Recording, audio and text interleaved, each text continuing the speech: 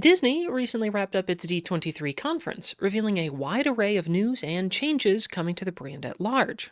As a result, there's a whole lot of travel news regarding Disney parks and Disney cruise lines. And at this point, it might be worth mentioning that we're a travel agency and not an entertainment blog, so if you're watching this hoping for some hot takes or theories on Avengers Doomsday, I don't have any. Back in 2024, Disney announced their plans to expand Magic Kingdom with a whole new land named Villains Land. Although the name might be a bit on the nose, Disney villains are quite popular with many fans, so the idea certainly has merit to it. This is slated to include 2 rides, one themed on the Magic Mirror and including a large cast of villains and one focused on Maleficent.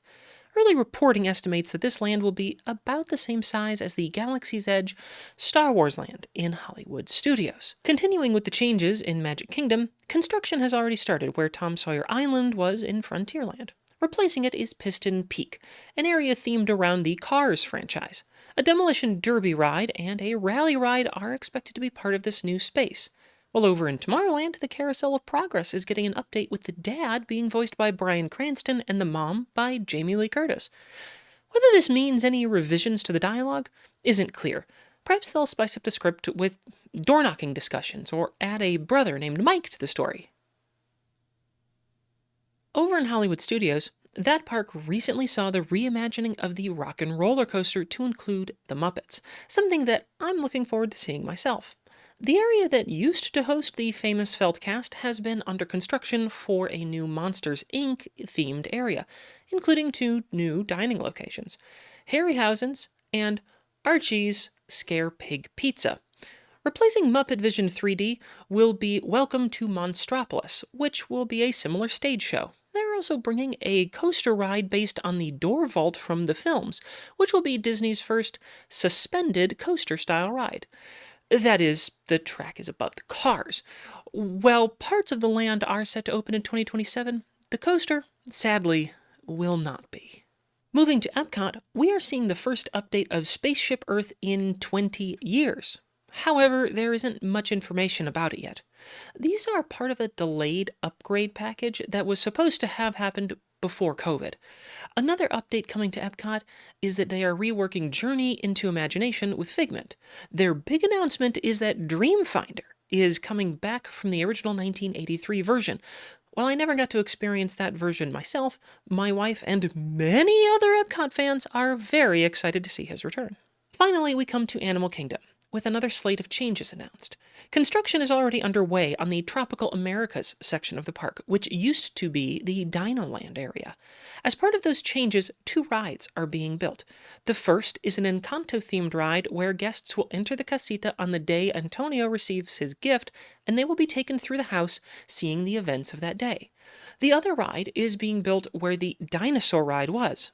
This one will be an Indiana Jones ride, similar to the one at Disneyland, but with its own story and theming.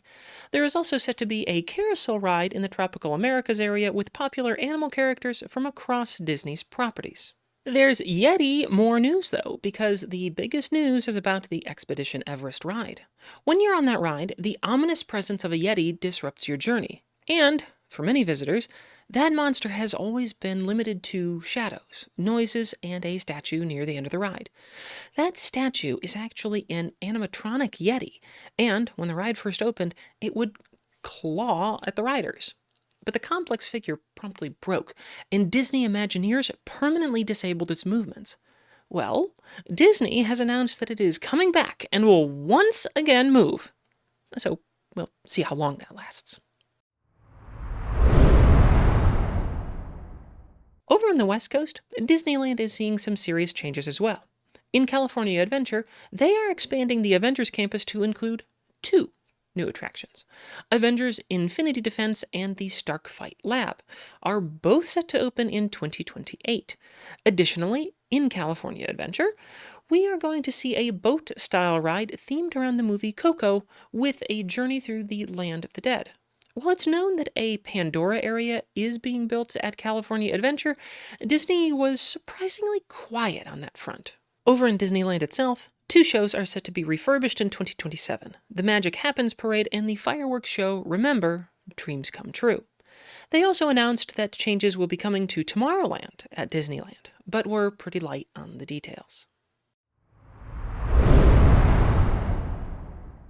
Finally, some new announcements for Disney Cruise Line. Their newest ship, the Disney Believe, is set to arrive in 2027 with some new details released. The Grand Hall will feature a statue of Moana and her animal companions. They went over some more of the ship's decorations and aesthetics, but overall it is expected to be similar to the other ships in the class. Their big announcement was the reveal of the next class of DCL ships, and they were very light on details. Here's what we know right now. They are set to first arrive in 2029. They will have a lower passenger capacity than the Wish class ships, probably around 3,000 passengers. That's it. That's all we know about it. In my opinion, though, this seems like a very reasonable step to take. With cruise ships hitting capacities of 5, 6, and 7,000 passengers, the trend has become stressful for the crews, the ports, and the passengers as well. I believe that it also creates some fragility in the market. After all, if you can't fill such a giant ship, the logistics needed to support it risk collapsing. To me, it has felt like an overexpansion, like we see so many famous retail brands commit to and then collapse from. So I'm glad to see Disney Cruise Lines taking a step back from these megaships. If any of this news has piqued your interest and made you want to visit one of Disney's properties, we can help. As you might have guessed, and like I said at the top, we are a travel agency. And if you're looking to book a trip to a resort, take a cruise, or just get away for a few days, we've got you covered. Each year, we book hundreds of vacations for individuals, families, and large groups. We've got years of experience and first-hand knowledge to make sure that you get the best trip possible with support all along the way. Our team of travel professionals can help find and book the best rates and discounts for your trip because it's our job. So don't book on your own. Use our expertise and book with us so we can help get you far, far away.